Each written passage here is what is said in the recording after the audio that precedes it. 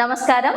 വിങ്സിന്റെ പുതിയ യൂട്യൂബ് ക്ലാസ്സിലേക്ക് എല്ലാവർക്കും സ്വാഗതം. ഇന്ന് നമ്മൾ കുറച്ച് PYQ പ്രീവിയസ് ഇയർ ക്വസ്റ്റ്യൻസ് ആണ് ഡിസ്കസ് ചെയ്യാൻ പോകുന്നത്. 10th ബയോളജിയിലെ 4th ചാപ്റ്റർ ആയ കീപ്പിംഗ് ഡിസീസസ് അവേ എന്ന ചാപ്റ്ററിലെ ക്വസ്റ്റ്യൻസ് ആണ്. ഇപ്പോൾ ക്രിസ്മസ് എക്സാം ഒക്കെ അടുത്തിരിക്കുവാണ് അല്ലേ, എല്ലാവർക്കും ഭയങ്കര ടെൻഷനാണ്. ഓണ എക്സാമിൻ്റെ ഒരു ക്ഷീണമൊക്കെ മാറി വന്നപ്പോൾ അടുത്ത ക്രിസ്മസ് ഇതാ തുടങ്ങി.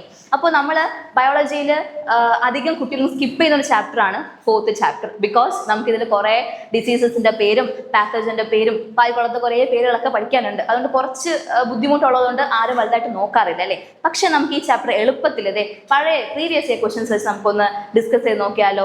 എളുപ്പത്തിൽ പെട്ടെന്ന് തന്നെ പഠിക്കാം. ഇന്നത്തെ വീഡിയോയോട് കൂടി ഇന്ന് ഇവിടെ ഡിസ്കസ് ചെയ്യുന്ന എല്ലാ പോർഷൻസും നിങ്ങളും പഠിച്ചെടുക്കണം. എന്നോടൊപ്പം തന്നെ പറഞ്ഞ് എന്ത് ചെയ്യുക, പഠിക്കുക. ഇനി നിങ്ങൾക്ക് ഇത് മുന്നേ അറിയാന്നുണ്ടെങ്കിൽ ഇല്ലെങ്കിൽ ഒന്ന് ക്വസ്റ്റ്യൻ ഒന്ന് ജസ്റ്റ് ഒന്ന് നോക്കിയിട്ട് വീഡിയോ ഒന്ന് പോസ് ചെയ്ത് വെച്ചിട്ട് ആൻസർ സ്വയം വർക്ക്ഔട്ട് ചെയ്യാൻ നോക്കുക. എന്നിട്ട് വീഡിയോ പ്ലേ ചെയ്ത് നോക്കിയാൽ മതിയാവും. അപ്പോൾ നമുക്ക് ക്വസ്റ്റ്യനിലോട്ട് കിടക്കാം.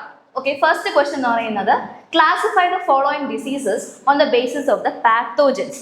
പാത്തോജൻസിന്റെ ബേസിസിൽ, അതായത് താഴെ കുറച്ച് 4 ഡിസീസസ് തന്നിട്ടുണ്ട്, ABCD.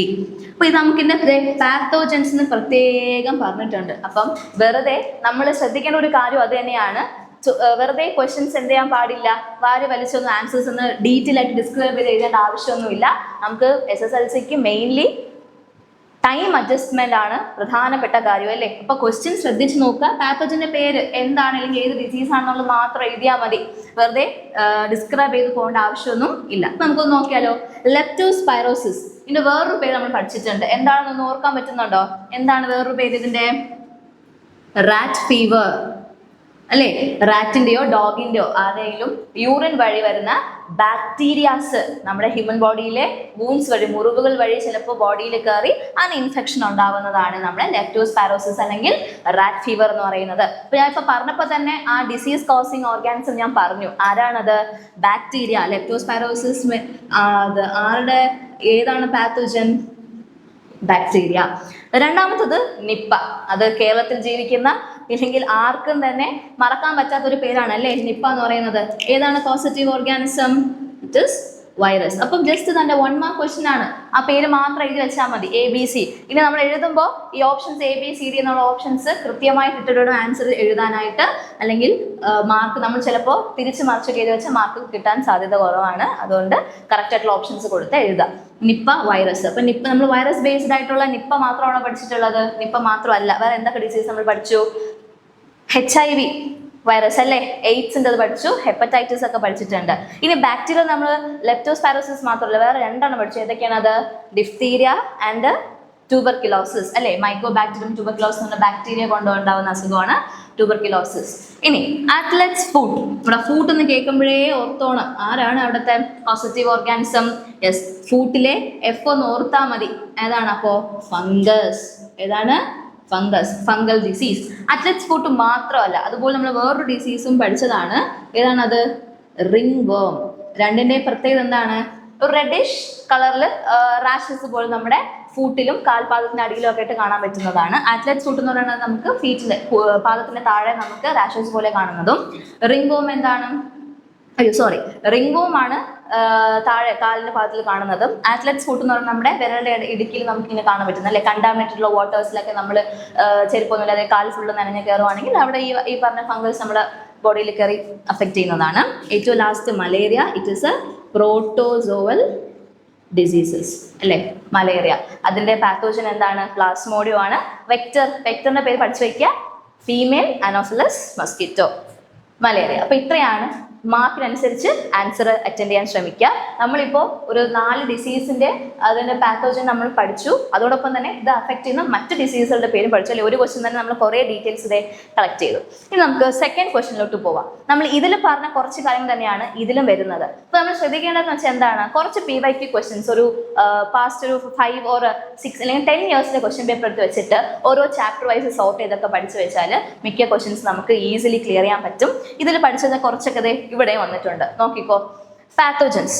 അപ്പൊ നമുക്കിവിടെ എക്സാമിന് ക്വസ്റ്റ്യൻ തരുമ്പോൾ ഇതുപോലെ വരച്ചു എഴുതാം, കുഴപ്പമില്ല. പക്ഷെ ശ്രദ്ധിക്കുക, ഇവിടെ ഓരോ ബോക്സിൽ നമുക്ക് ഇൻകംപ്ലീറ്റ് ആയിട്ടുണ്ട്, നമുക്കത് ഫില്ല് ചെയ്യണം. ഇവിടെ ABCD എന്നൊക്കെ തന്നിട്ടുണ്ട്. അപ്പൊ എന്ത് ചെയ്താൽ മതി? ആൻസർ ചെയ്യുമ്പോൾ ക്വസ്റ്റ്യൻ നമ്പർ കൃത്യമായിട്ട് ഇടുക, അതോടൊപ്പം താഴെ ആൻസറിൽ ABCD എന്ന് പറഞ്ഞ് എഴുതിയാൽ മതി.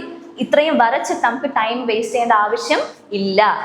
വരച്ചാലും കുഴപ്പം, നിങ്ങൾക്ക് ടൈം ഉണ്ട് എന്ന് നിങ്ങൾക്ക് തോന്നുവാണെങ്കിൽ നിങ്ങൾക്ക് വരച്ചും എഴുതാം, സ്ഥലം വൃത്തിക്ക് നീറ്റായിട്ട് വരച്ചെഴുതാം. നമുക്കിവിടെ ഫസ്റ്റ് ഡേ എ പോർഷൻ ആണ് അല്ലേ, A B C D E and F. Okay, അപ്പൊ ഇത് നോക്കിക്കേ, പാത്തോജൻ എന്ന ഹെഡിങ് ഉണ്ട്. അപ്പൊ എന്തായാലും ഇവിടെയും പാത്തോജന്റെ പേര് വരത്തുള്ളൂ. ഫസ്റ്റ് നമുക്ക് പ്രോട്ടോസോവ തന്നിട്ടുണ്ട് അല്ലേ, അപ്പൊ അതിന്റെ കണക്റ്റഡ് ആയിട്ടുള്ള പോർഷൻസ് താഴെ ഏറോമാക്കി തന്നിരിക്കുന്നത്. അപ്പൊ ഇവിടെ അങ്ങനെയാണ്.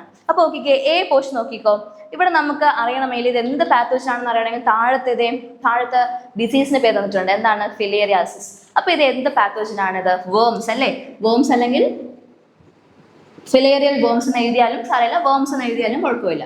നമുക്ക് അടുത്ത് ബിയിലോട്ട് പോകാം. എ എഴുതി അടുത്ത് ബിയിൽ 2 ടൈപ്പാണ് കൊടുത്തിട്ടുള്ളത്. ഒന്ന് റിംഗ് വേമും അടുത്ത് എന്തോ ബ്ലാങ്ക് ആണ്. നമുക്ക് നോക്കാം എന്താണെന്ന് വെച്ചാൽ, ഇപ്പൊ റിംഗ് വേം നമ്മൾ ഫസ്റ്റ് ക്വസ്റ്റ്യൻ ആണ് ഡിസ്കസ് ചെയ്തു. റിംഗ് വേമും അത്ലറ്റ് ഫുട്ടും 2 ടൈപ്പ് ഉണ്ട് അല്ലേ. അപ്പൊ അതിൽ ഓർഗാനിസം എന്താണ്? കോസ്റ്റുള്ള പാത്തോജൻ എന്താണ് റിംഗ് വേമിൽ വരുന്നത്? ഫംഗസ്.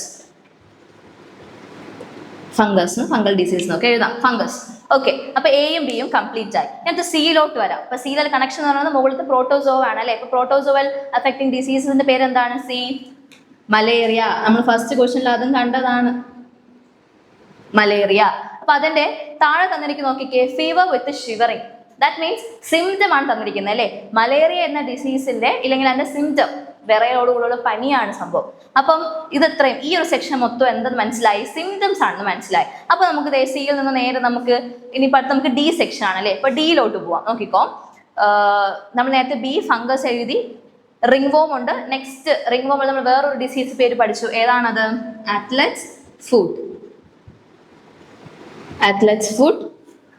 ഓക്കെ, ഇനി അതിൽ ഡിയുടെ സിംറ്റം വെച്ചിട്ടുണ്ട്, റെഡിഷ് സ്കെയിലി റാഷസ്. അപ്പൊ അതുപോലെ റിംഗ് വോമിന്റെ പിന്നെ അടുത്ത് നമുക്ക് ഡി എഴുതിയില്ല, അടുത്ത് ഇ എഴുതണം. ഓക്കെ, ഫിലിയറാസിസിന്റെ സിംറ്റംസ് എന്താണ്? ഇവിടെ ഈ സെക്ഷൻ മൊത്തം സിംറ്റംസ് ആണ് തന്നിരിക്കുന്നത്. അപ്പൊ അതുകൊണ്ട് തന്നെ ഇവിടെയും സിംറ്റം തന്നെയാണ് വരുന്നത്. ഇതിൽ എന്ത് സിംറ്റം വരും? ലിംഫ് ഡക്റ്റ് ഒക്കെ എന്തായിരിക്കും? Will swollen up. Lymph duct ഒക്കെ എന്തായിരിക്കും? സ്വെല്ല് ചെയ്തിരിക്കുന്ന, നമുക്ക് കാലൊക്കെ വീർത്തിരിക്കുന്ന ഒരു അസുഖമാണ് ഫിലിയറാസിസ് എന്ന് പറയുന്നത്. നെക്സ്റ്റ് എഫിലോട്ട് പോകുമ്പോഴത്തേക്കും റിംഗ് വോമിന്റെ. ഇപ്പൊ നിങ്ങൾക്ക് സപ്പോസ് അത്ലറ്റ്സ് ഫുഡിന് റിംഗ് വോമിന്റെ ഏകദേശം ഒരേ സിംറ്റം തന്നെയാണ്. നിങ്ങൾക്ക് അത് കിട്ടിയില്ല എന്നുണ്ടെങ്കിൽ റെഡിഷ് സ്കെയിലി റാഷസ് എന്ന് എഴുതിയാലും കുഴപ്പമില്ല. എന്നാലും red blisters scene in skin എന്ന് എഴുതിയാലും സാരമില്ല. അതാണ് ആക്ച്വലി നമ്മുടെ റിംഗ് വോമിന്റെ സിംറ്റം. അപ്പൊ ഇത്രയും 2 ക്വസ്റ്റ്യൻസ് ആണ് നമ്മൾ ഡിസ്കസ് ചെയ്തത്. രണ്ടും എന്ത് തന്നെയാണ്? ഒരേപോലത്തെ സിമിലർ ക്വസ്റ്റ്യൻസ് ആണെങ്കിലും നമ്മൾ കുറേ കാര്യങ്ങളെ കുറിച്ച് പഠിച്ചല്ലേ. നമുക്ക് നെക്സ്റ്റ് ക്വസ്റ്റ്യനിലോട്ട് പോയാലോ? ഓക്കെ, നമുക്കിനി 3rd ക്വസ്റ്റ്യനിലോട്ട് പോവാം. അപ്പൊ അതിൽ ഡിഫറെന്റ് ആയിട്ടുള്ള ഒരു ക്വസ്റ്റ്യൻ ആണ് സ്റ്റേറ്റ്മെന്റ് ലെവൽ ക്വസ്റ്റ്യൻസ്. മിക്ക എക്സാംസിനും ഇങ്ങനെയാണ് ചോദിക്കുന്നത്. സ്റ്റേറ്റ്മെന്റ് ലെവൽ, ഒരു സ്റ്റേറ്റ്മെന്റ് തരും, അത് റിലേറ്റഡ് ആയിട്ടുള്ള സബ് ക്വസ്റ്റ്യൻസും കാണും. അപ്പൊ അതിലും സബ് ക്വസ്റ്റ്യൻസ് ABC നമുക്ക് 3 പാർട്ടുണ്ട്. അതും കൃത്യമായിട്ട് എ ബി സി ഡി എന്നുള്ളത് കറക്റ്റ് ആയിട്ട് എഴുതി വേണം ആൻസർ അറ്റൻഡ് ചെയ്യാൻ. അപ്പൊ നമുക്ക് സ്റ്റേറ്റ്മെന്റ് നോക്കിക്കേ, micro organism reduces the immunity of the body by reducing the number of lymphocytes. എന്താ ലിംഫോസൈറ്റ്സ്? WBCയിലുള്ളതാണ് അല്ലേ. ഇപ്പൊ നമ്മുടെ ബോഡിയിൽ, അതായത് ഒരു ഓർഗാനിസം, ഒരു മൈക്രോ ഓർഗാനിസം നമ്മുടെ ബോഡിയിൽ എൻ്റർ ചെയ്ത് കഴിഞ്ഞാൽ നമ്മുടെ ബോഡിയുടെ ഇമ്മ്യൂണിറ്റി, പ്രതിരോധ ശേഷി കുറയ്ക്കുകയും അതോടൊപ്പം നമ്മുടെ ലിംഫോസൈറ്റ്സിന്റെ എണ്ണം അല്ലെ, ഇമ്മ്യൂണിറ്റിക്ക് ഡിഫെൻഡ് ചെയ്യുന്ന ആളാണല്ലോ ലിംഫോസൈറ്റ് എന്ന് പറയുന്നത്. അപ്പൊ ഈ ലിംഫോസൈറ്റിന്റെ എണ്ണം കുറയ്ക്കുന്നതുമായിട്ടുള്ള മൈക്രോ ഓർഗാനിസം ആണ്. സോ അതിന് റിലേറ്റഡ് ക്വസ്റ്റ്യൻസ് നോക്കിക്കേ, വിച്ച് മൈക്രോബ് ഇസ് ദിസ്? ഏതാണ് ആ മൈക്രോബ്? ഒന്നില്ലെങ്കിൽ മൈക്രോബ് എന്നോ ഡിസീസ് കോസിങ് ഓർഗാനിസം എന്നോ പാത്തോജൻ എന്നോ ഒക്കെ ചോദിക്കാം. രണ്ടാമത്തെ ക്വസ്റ്റ്യൻ എന്താണ്? Name the disease caused by this microbe. ആ മൈക്രോബുമായിട്ട് ബന്ധപ്പെട്ട് ഇല്ലെങ്കിൽ അത് കോസ് ചെയ്യുന്ന ഡിസീസ് എന്താണ്, അത് ഏതൊക്കെ മീൻസ് ഏതൊക്കെ വഴിയാണ് ട്രാൻസ്മിറ്റ് ചെയ്യുന്നതാണ് 3rd ക്വസ്റ്റ്യൻ. അപ്പോൾ ഒന്നാമത്തെ ക്വസ്റ്റ്യൻ നോക്കിക്കേ, വിച്ച് മൈക്രോബ് ഇസ് ദിസ്? ഏത് മൈക്രോബാണിത്? HIV. ഫുൾ ഫോം എന്താണ്? Human immunodeficiency virus. ഏതൊക്കെയാണ്? Human immunodeficiency virus. ഇനി HIV കോസിങ് ഡിസീസ് എന്താണ്? എല്ലാവർക്കും അറിയാം അല്ലേ, ഏതാണ്? എയ്ഡ്സ്. ഏതാണ് answer? AIDS. Acquired immunodeficiency syndrome, എയ്ഡ്സിന്റെ ഫുൾ ഫോം പഠിച്ചേക്കാം കേട്ടോ. ചിലപ്പോൾ മേ ബി 1 മാർക്ക് ക്വസ്റ്റ്യൻ എന്നൊക്കെ ചോദിക്കാം. അപ്പം എയ്ഡ്സ് എങ്ങനെയാണ് ട്രാൻസ്മിറ്റ് ചെയ്യുന്നത്? എങ്ങനെ ട്രാൻസ്മിറ്റ് ചെയ്യും? ഒന്ന് ത്രൂ സെക്ഷുവൽ കോണ്ടാക്ട് അല്ലേ, ത്രൂ സെക്ഷുവൽ കോണ്ടാക്ട്.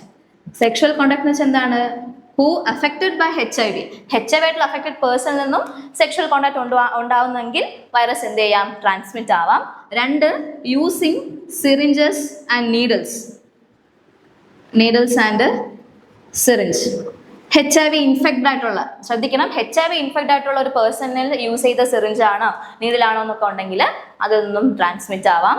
2, മദർ, നമ്മുടെ മദറിന്റെ ബോഡിക്കുള്ള ഫീറ്റസിൽ നിന്ന് അല്ലേ, മദർ HIV ഇൻഫെക്റ്റഡ് ഉള്ള മദർ ആണെങ്കിൽ ഫീറ്റസിലൂടെ ആ ബേബിക്ക് HIV പകരാം. 3 എന്ന് പറയുന്നത് എന്താണ്, റിസീവിങ് ഓർഗൻ ഓർ ബ്ലഡോ ഓർഗനോ എന്തെങ്കിലും റിസീവ് ചെയ്യുവാണെങ്കിൽ, നമ്മൾ എന്തെങ്കിലും ട്രാൻസ്മിറ്റ്, ഒരു HIV ഇൻഫെക്റ്റഡ് പേഴ്സൺ ആണ് തന്റെ ബ്ലഡ് കൊടുക്കുന്നു അല്ലെങ്കിൽ ഓർഗൻ ഡൊണേറ്റ് ചെയ്യുന്നുണ്ടെങ്കിൽ അതിലൂടെയും HIV ഇൻഫെക്ട് ചെയ്യാം. ഈ 4 പോയിന്റ്സ് ആണ് മാർക്ക് അടിസ്ഥാനത്തിൽ. 2 മാർക്കാണ് തന്നിട്ടുണ്ടെങ്കിൽ 2 പോയിന്റ് എഴുതിയാൽ മതി, 4 പോയിന്റ്സ് എഴുതി വെച്ചാലും കുഴപ്പമില്ല. ഇനി ഇത് ട്രാൻസ്മിറ്റഡ് ആയിട്ടുള്ള പോയിന്റ്സ് ആണ് അല്ലെ. ഇനി ഏതൊക്കെ വഴിയിൽ ട്രാൻസ്മിറ്റ് ആവൂല? ഒന്ന്, മിക്കവരുടെയും ഒരു ചിന്തയാണ് ഇങ്ങനെ ഫുഡ് ഷെയർ ചെയ്യുന്നതിൽ, റൂം ഷെയർ ചെയ്യുന്നതിൽ, നമ്മളൊരു ബാത്റൂം ഷെയർ ചെയ്യുന്നതിൽ, അവരുടെ പ്ലേറ്റ് യൂസ് ചെയ്യുന്നില്ല, അവർ ചുമച്ചാലോ അല്ലെങ്കിൽ തുമ്മിയാലോ അതിലൂടെയൊക്കെ HIV പകരും എന്നുള്ളത്, അതൊക്കെ മിത്താണ്. അങ്ങനെയൊന്നും ട്രാൻസ്മിറ്റ് ആവില്ല. ഈ പറഞ്ഞ 4 വേസിലൂടെയാണ് എന്ത് ചെയ്യുന്നത്, HIV ട്രാൻസ്മിറ്റ് ചെയ്യുന്നത്. അപ്പം HIV human immunodeficiency virus, acquired immunodeficiency syndrome, HIV AIDS, ഇതും മെയിൻ ആയിട്ടുള്ള സെക്ഷൻ ആണ്. ഇതിപ്പം സബ് ക്വസ്റ്റൻ ആയിട്ട് 1 മാർക്കിന് വീതം അങ്ങ് പോയതാണ്, പക്ഷേ may be 4 mark questions detail ആയിട്ട് ചോദിച്ചിട്ടുണ്ട്. ഇതൊക്കെ വ്യക്തമായിട്ട് പഠിച്ചു വെക്കുക. അപ്പൊ നമുക്ക് ഈ ചാപ്റ്ററിൽ 3 ക്വസ്റ്റൻസ് ആണ് നമ്മൾ പ്രീവിയസ് ഇയർ ക്വസ്റ്റൻസ് ഡിസ്കസ് ചെയ്തത്. മെയിൻലി ഷുവർ ആയിട്ട് വരുന്ന 3 ക്വസ്റ്റൻസ് ഇതുപോലത്തെ രീതിയിലേക്കായിരിക്കും ചോദിക്കുന്നത്. നന്നായിട്ട് ശ്രദ്ധിച്ച് പഠിക്കുക. ഒന്നും കൂടെ റിവൈൻഡ് ചെയ്ത വീഡിയോ ഒന്നും കൂടെ കാണുക. പരീക്ഷയ്ക്ക് നന്നായിട്ട് എഴുതണം. ഈ വീഡിയോ നിങ്ങൾക്ക് മനസ്സിലായിട്ടുണ്ടെങ്കിൽ നിങ്ങൾ മറ്റു ഫ്രണ്ട്സിനും ഷെയർ ചെയ്ത് സപ്പോർട്ട് ചെയ്യുക. നെക്സ്റ്റ് ക്ലാസ് നമുക്ക് വീണ്ടും അടുത്ത PYQ ക്വസ്റ്റൻ ആയിട്ട് വീണ്ടും കാണാം. Until then, bye.